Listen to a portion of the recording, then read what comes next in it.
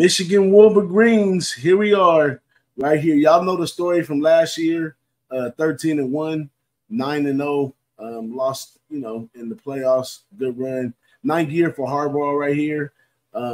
He's 74-25 here at Michigan, 45-8 at home, 25-11 away. He's returning 8 beautiful, great players from last year on offense and 7 on defense. And he had a few transfers, but to the minimum this year.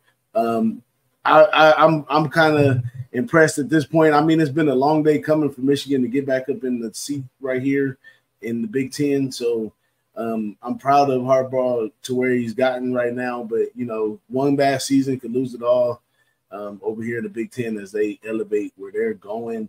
What do you think about Harbaugh coming back in his 9th year, Big Ragu?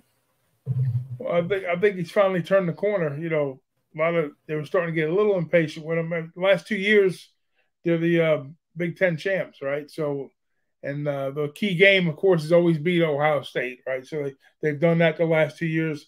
42-27 last year.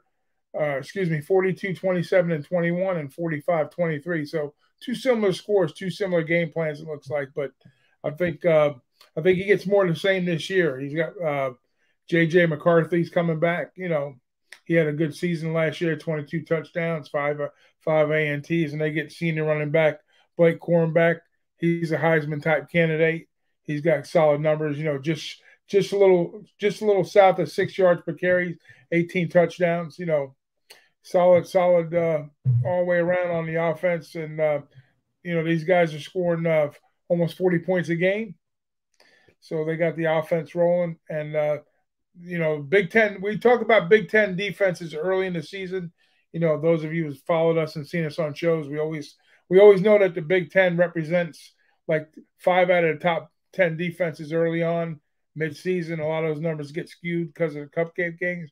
But overall, throughout the season, this team averaged like 16 points a game on defense, number 5 in yardage, overall. So, the only thing that they haven't done well is continue on in the postseason, and Harbaugh hasn't had a lot of those opportunities, but 1-6 the last 7 and 0-5 his last 5 bowl games. So I guess they want a little bit of retribution on slate for this team going forward. Yep. Like they say, you got to get over the hump. Now, this year they acquired a few coaching changes. They promoted the co-OC to the long OC with Sharon Moore. And on the defensive side of things, they added a co-DC, Steve Klinkscale, along with Jesse Mender, and of course the coach's son over there as special teams coach. But the offense looks wonderful this year. J.J. McCarthy's back. He's groomed enough to get another chance, like Big Ragu talked about. Blake Corum is back coming from injury, and of course the O-line is back. So any more improvements on the offense could lead these guys a little bit further. I think that they just have a little bit of problem getting the ball deep downfield. I think this year with the maturity of McCarthy and some of the people they brought in the receiving staff and the development of the running game, going to allow them to make some of those further throws as we go on. Any other notes to the offense, Big Ragu? No, just like I say, more of the same there. If their offensive numbers stay intact, which I think they should, and the defense is pretty much be similar, just getting over the hump in the postseason. Of course, they always got the big game with Ohio State late in the season, but there might be. I think the Big 12 or the Big 10. A lot of coaching changes. We know about 2. With Matt Rule coming in, and then of course, who else have we got coming in? Matt Rule was the other one, and Luke Fickell at Wisconsin. So.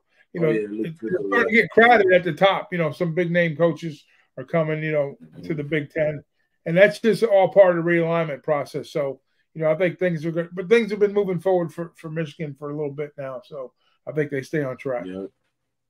Hey, and shout out to the teams in the Big Ten bringing in those coaches. It's real. If you really look at it from a big far picture, some nice coaches in the Big Ten. So they're getting prepared for what they're going to move into further. Returning 7 on defense. There's stuff out there saying this defense could be a little better than last year's defense. I know that the Big Ten's been signing up and on the defensive line. So these guys out here like Chris Jenkins, they're huge and they get the job done at a high rate. So defense is one of the things they do over here in the Big Ten. So I think they on track to have a top 5 defense at Michigan this year. Last year they didn't do bad. You know, number 6 in points per game, number 5 against the run, and number 18 to get the pass. Same coach coming back for another dose of it. I mean, he's a coordinator, so I think it's going to be great right there. Yeah.